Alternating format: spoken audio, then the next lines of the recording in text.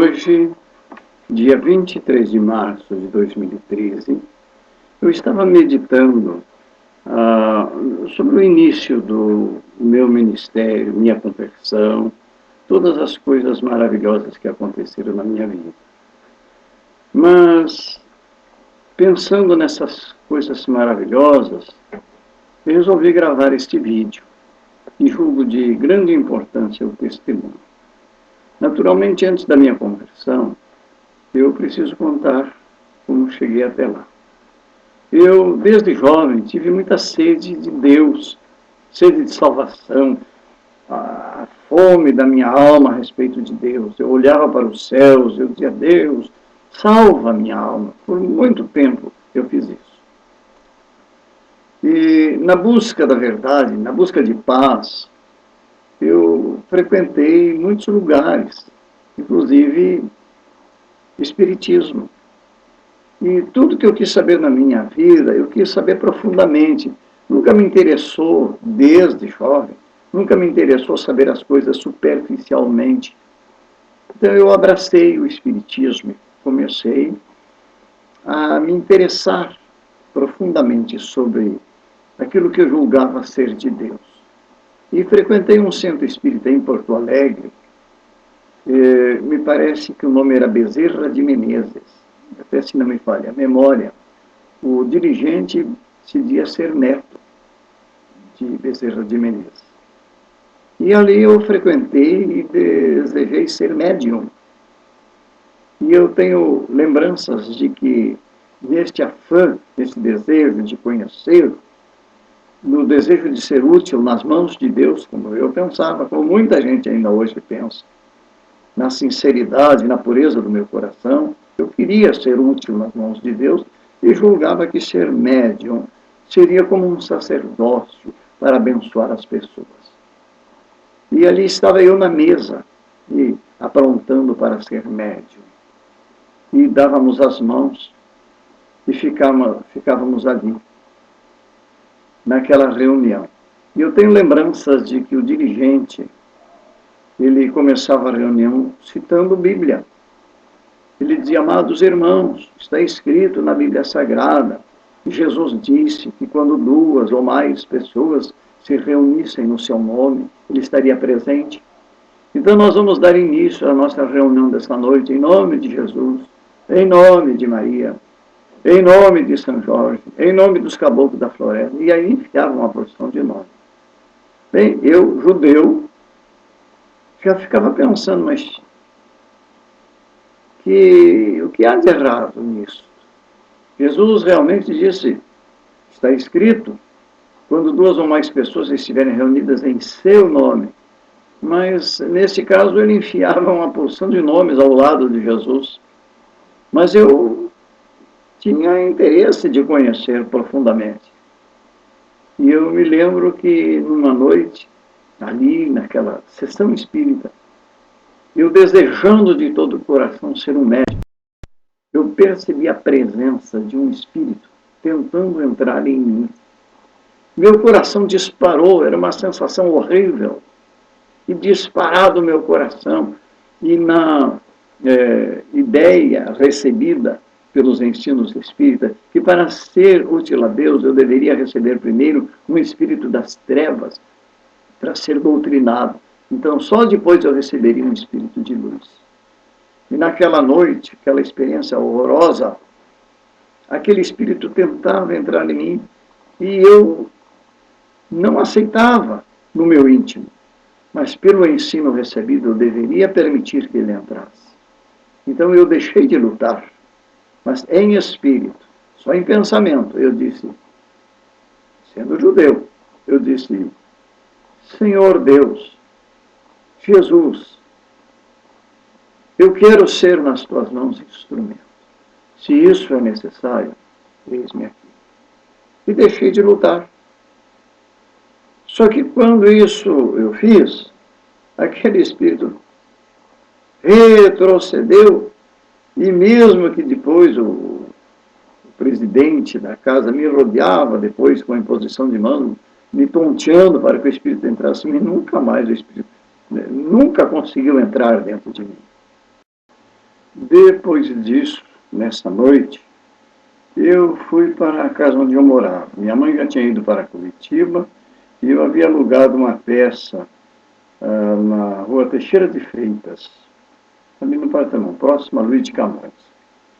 E era noite, tarde, quando eu vou sair desta reunião para minha casa. E saí com a impressão horrorosa de que havia uma companhia comigo. E quando eu cheguei na casa onde eu morava, eu tinha que entrar pelo meio da casa, a peça que eu tinha alugado. Abri, deschaveei, entrei, e quando entrei naquela peça, eu tinha que atravessar o quarto para acender a luz.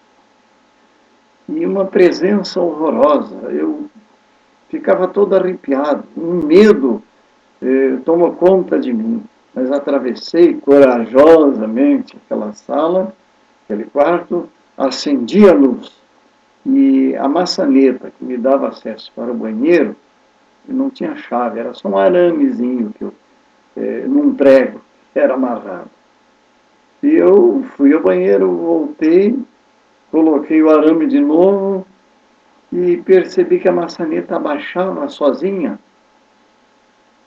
E eu fiquei assim olhando, e eu fui, levantei a maçaneta e amarrei melhor o arame e fiquei olhando a maçaneta abaixava sozinha.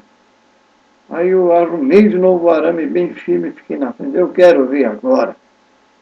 Pois a maçaneta, houve um empurrão na porta, o arame ficou assim, inteiro, assim, desamassou todo aquele amaranhado que estava na maçaneta e uma presença horrorosa entrou naquele quarto, um jeito que passou pelo meu corpo, eu dei um grito horrível e graças a Deus foi a última experiência nesse sentido. Não dormi aquela noite, mas eu comecei a me preocupar onde Deus estaria naquela fé. Depois houve uma cerimônia de batismo, tinha que ser um lugar onde tinha uma mata e um rio. E fomos lá para as bandas do Lami, se não me falha a memória, faz muitos anos isso. E eu deveria levar uma oferenda, eu me lembro. E eu encomendei de uma pessoa conhecida um frango recheado para levar de oferenda lá nas matas. E no dia marcado fomos para esse lugar. E lá alguém me disse, mas tu vai ofertar todo este frango, todo ele? Os espíritos não precisam de tudo isso, é só uma oferenda. E eu acho que você tem razão. Aí eu reparti metade do frango para mim comer como lanche, e a outra metade eu levei na mata para ofertar. Bem, a experiência é que eu queria ser instrumento de Deus. Só que a partir daquele momento que eu disse, Senhor Deus, Deus Todo-Poderoso, Senhor Jesus, eu entrego a Ti a minha vontade, eu quero ser útil nas Tuas mãos. Desde aquela noite que eu isso fiz, os meus pensamentos começaram a clarear. E eu comecei a observar no Espiritismo pessoas que eu conhecia, algumas eram prostitutas, seres humanos, erros graves em suas vidas, mas estavam lá para serem abençoados, impondo as mãos sobre as pessoas para receberem o milagre de Deus. E eu conheci algumas delas e digo, opa, o que está de errado nisso? Humildade é uma coisa, mas isso é outra coisa bem diferente. E gradativamente os meus pensamentos foram mudando. E, falando em mudanças, eu depois fui para Curitiba. Minha mãe já tinha ido para Curitiba. E em Curitiba eu também busquei no Espiritismo. Estive em centros buscando respostas aos anseios do meu coração, mas o vazio continuava. E cada vez os meus pensamentos clareavam mais. Não pode, isso não pode ser de Deus. Bem, minha mãe, por ocasião de um acidente que ela teve em Porto Alegre, ela era enfermeira e ela foi atropelada por um carro, teve sérias fraturas, inclusive na bacia, E ela esteve muitos dias no hospital de pronto-socorro. E ela ganhou de presente um livrinho de orações de um pastor que se chamava Lauro. Eu não soube nunca o sobrenome dele. E esse pastor era da Igreja Episcopal Brasileira. E deu de presente para minha mãe este livrinho. Não era a Bíblia, era um livrinho de orações. E um dia em Curitiba, a minha mãe disse: ô Sadi, meu filho, eu vou te dar de presente este livrinho, porque você tem essa tendência das coisas de religião e eu não. Fica contigo. Eu peguei aquele livrinho, levei para o meu quarto, e numa noite eu li uma passagem da Bíblia contida naquele livrinho de orações. E a passagem bíblica que estava ali era: qual de vós é o pai, que se o filho pedir pão vai dar uma pedra, ou se o filho pedir peixe vai dar uma serpente, ou se o filho pedir um ovo vai dar um escorpião? Pois se vós que sois maus sabeis dar coisas boas aos vossos filhos, muito mais o Pai Celestial dará o Espírito Santo àqueles que pedirem. E quando eu li isso, esse texto mexeu comigo. Eu dobrei os meus joelhos, coloquei o dedo em cima e o comentário que havia, pois era uma citação bíblica, depois um comentário. A primeira frase do comentário: você já pediu esta grande dádiva? Caí de joelhos e disse: Senhor, eu quero te servir. Eu quero esse negócio que está aqui, ó, o Espírito Santo. E enquanto eu orava, um poder tomou conta de mim. Eu comecei a orar com tanto fervor, não era meu costume. E as lágrimas começaram a descer e comecei a chorar. Não era um choro de tristeza, era um gozo que entrou na minha alma. E como sereno, como uma chuva dentro do meu quarto, eu enxergava. E foi grande esse mistério. E não sei quanto tempo, não tenho lembrança quanto tempo eu fiquei ali, mas depois fui dormir. E dormindo eu tive um sonho que eu corri em volta de um campo verde, lindo, e lá dentro deste campo muitas pessoas com vestes brancas, tinham folhas de palmeira nas mãos, cantavam e se alegravam. E eu corria em volta desse campo, era como uma calçada. À minha esquerda o campo, à minha direita precipícios.